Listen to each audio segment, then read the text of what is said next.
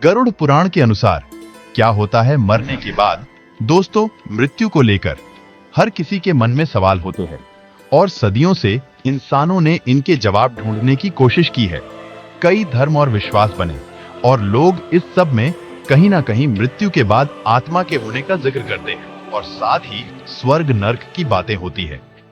जब कभी भी हमारा कोई दोस्त या रिश्तेदार मरता है तो अक्सर हम ये सोचते हैं कि आखिर वो कहाँ गए होंगे, या ऐसे ही बैठे बैठे याद आती है तो हम सोचते हैं कि क्या वो अभी भी हमारे आसपास है, हमें सुन रहे हैं, या फिर वो दूर आसमान में तारा बन चुके हैं, या शायद कहीं है ही नहीं और मृत्यु के बाद सब खत्म हो जाता है। गरुड़ पुराण में इन सभी सवालों के जवाब विस्तार से लिखे हुए हैं।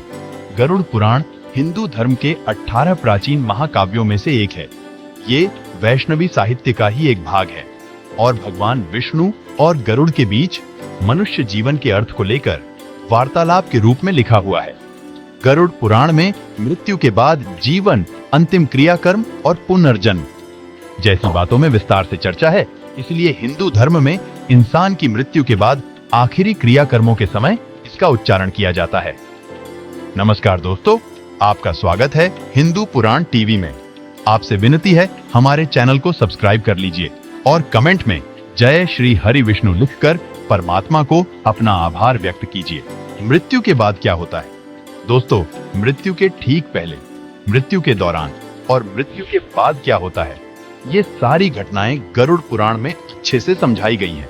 जब एकदम से किसी इंसान की मृत्यु होती है तो हमारा रिश्ता एकदम से टूट जाता है और हम अक्सर ये कामना करते हैं कि क्या उनसे फिर कभी मिलना होगा या बात हो पाएगी। असल में मृत्यु एक बहुत ही इंटरेस्टिंग प्रक्रिया है और ये कुछ भागों में ही पूरी होती है, जो कि कुछ इस प्रकार है। पहला, अर्थ सोल चक्र का टूट जाना।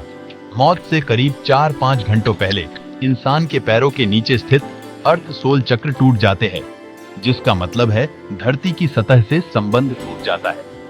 इंसान की मृत्यु से कुछ घंटे पहले उसके पैर ठंडे पड़ जाते हैं।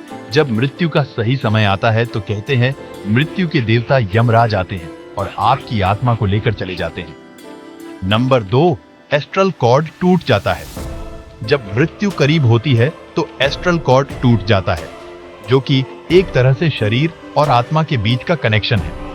इस कॉर्ड के कटने से आत्मा शरीर से मुक्त हो जाती है और शरीर से बाहर और ऊपर निकल जाती है। अगर इतने समय तक शरीर में बने रहने की वजह से आत्मा को उसे छोड़ने में मुश्किल आती है तो वो छोड़ने से मना कर देती है। वो शरीर के अंदर वापस घुस जाती है और इधर उधर गति करने लगती है। हमें ये मरने के बाद चेहरे, हाथ और पैरों के मामूली हिलने से पता चलता है।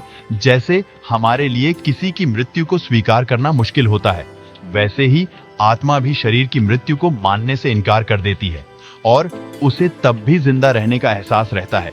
परंतु एस्ट्रल कॉर्ड के टूटने से ये शरीर से अलग हो चुकी होती है और अब वो वहां नहीं रह सकती। उसे शरीर से निकलकर ऊपर की तरफ जाना ही होता है, क्योंकि कोई चुंबकीय बल होता है जो उसे ऊपर की तरफ खींचता है।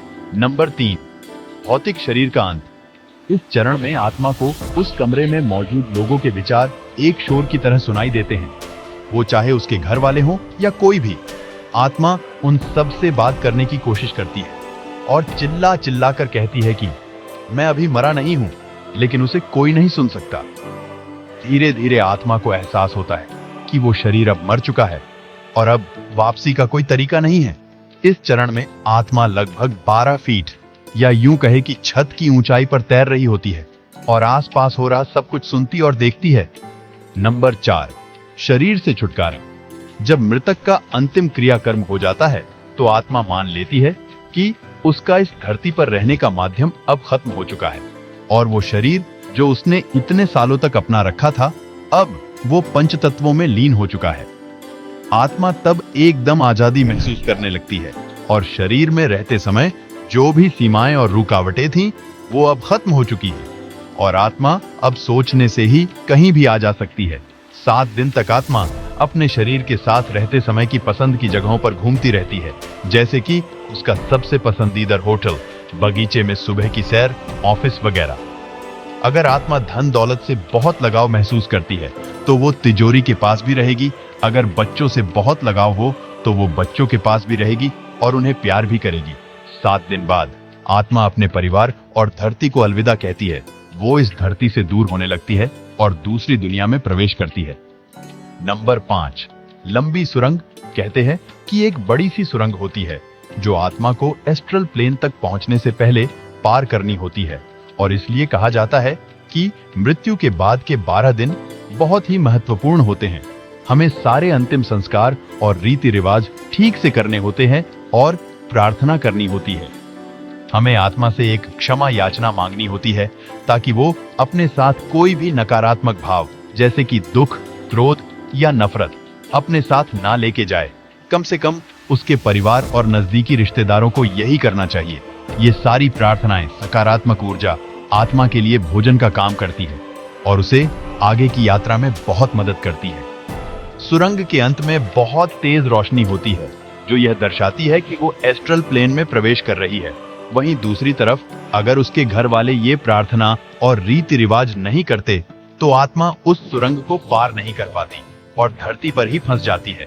वो ना तो एस्ट्रल प्लेन तक पहुंच पाती है और ना ही धरती पर कोई शरीर पर होती है। इसलिए वो प्रेत आत्मा बनकर धरती पर ही भटकती रहती है। इसलिए किसी की मृत्यु के बाद भी उसके परिवार को अपनी जिम्मेदारी अच्छे से निभानी चाहिए और उसकी आत्मा को अंतिम यात्रा में मदद करनी चाहिए। नंबर 6, पूर्वजों से मिलान। मृत्यु के बाद 11वें और 12वें दिन हिंदू सभ्यता में लोग रीति रिवाज और प्रार्थनाएं करवाते हैं जिससे आत्मा अपने पूर्वजों, नजदीकी दोस्तों, रिश्तेदारों और मार्गदर्शकों से मिलती है। पहले से मृत पूर्वज उसकी ऊपरी दुनिया में स्वागत करते हैं और गले लगाते हैं, ठीक जैसे हम धरती पर अपने दोस्तों और परिवार वालों को बहुत समय बाद मिलने पर लगाते हैं। नंबर 7, जीवन का सार। यहाँ पर कोई जज नहीं होता और ना ही कोई भगवान। आत्मा खुद ही अपनी जिंदगी की समीक्षा करती है। जैसे पूरी जिंदगी वो दूसरों को जज करती थी, आत्मा अपने साथ हुए बुरे के लिए क्रोधित होती है और बदला लेने की इच्छा रखती है। अगर आत्मा ने किसी का बुरा किया है तो उसके लिए पछताती है और उसके लिए खुद ही सजा मांगती है। जैसे कि आत्मा अपने शरीर से नहीं जुड़ी होती, इसलिए आखिरी फैसला उसके अगले जीवन का आधार बनता है। उसी आधार पर आत्मा ही अगले जीवन के लिए रूपरेखा तैयार करती है, जिसे ब्लूप्रिंट कहते हैं। उदाहरण के तौर पर अगर किसी मनुष्य ने पिछले जीवन में किसी जीव को मारकर उसका मांस खाया होगा और मरने के बाद जीवन की समीक्षा करते हुए उसे बहुत पछतावा हुआ और उसकी सजा खुद को देने के लिए आत्मा अगले जीवन में खुद की किसी बीमारी से ग्रसित होने की सजा देती है।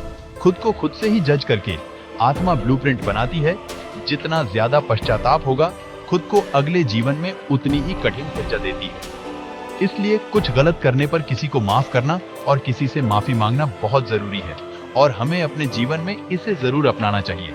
अपने विचारों और भावों को शुद्ध रखना चाहिए क्योंकि हम अपनी मृत्यु के बाद भी उन्हें लेके जाते हैं। जब अगले जन्म का ब्लूप्रिंट तैयार हो जाता है तो उसके बाद आत्मा के पास कुछ समय खाली रहता है जिसे कूलिंग पीरियड कहते हैं। नंबर 8, पुनर्जन्म। एग्रीमेंट में हमने जो चुना है हम उसी हिसाब से जन्म लेते हैं। हम खुद ही अपने माता पिता चुनते हैं और अपनी माँ के गर्भ में या तो एक फॉर्मेशन के समय या तो चौथे 5वें महीने में प्रवेश कर जाते हैं, कभी कभी तो जन्म से एकदम पहले भी। ये ब्रह्मांड इसी तरह से डिजाइन किया गया है और हमारे जन्म के स्थान और समय से हमारी कुंडली बनती है जो कि जिंदगी का ब्लूप्रिंट होती है।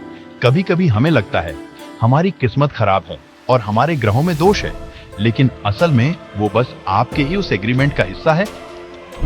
दोबारा जन्म के बाद अगले 40 दिन तक बच्चे को अपना पिछला जन्म याद रहता है और वो उसे याद करके अकेला होते हुए भी रोता है और हंसता है। उसके बाद पिछले जन्म की सारी मेमोरी चली जाती है और हम जिंदगी ऐसे जीते हैं जैसे हम पहले कभी थे ही नहीं। तो ये है जीवन और मृत्यु का सार, जैसा कि गरुड़ पुराण में लिखा है। अगली बार जब किसी दुख या समस्या के लिए भगवान या अपनी किस्मत को दोष दो तो ये याद रखना, ये सब आपने ही चुना है और आपको ये स्वीकार करके इसका हिम्मत से सामना करना चाहिए और अगले जन्म में अच्छा हो सके उसके लिए अच्छे कर्म करे, सबसे प्यार से पेश आए। आपके घर वाले, आपके दोस्त या हर कोई जो भी आपके जीवन में आता है वो बस अपना किरदार निभा रहे हैं, वो भी उस फिल्म में जो खुद आपने ही लिखी है और डायरेक्ट भी की है। इसलिए हम कभी मरते नहीं, ये सफर चलता रहता है।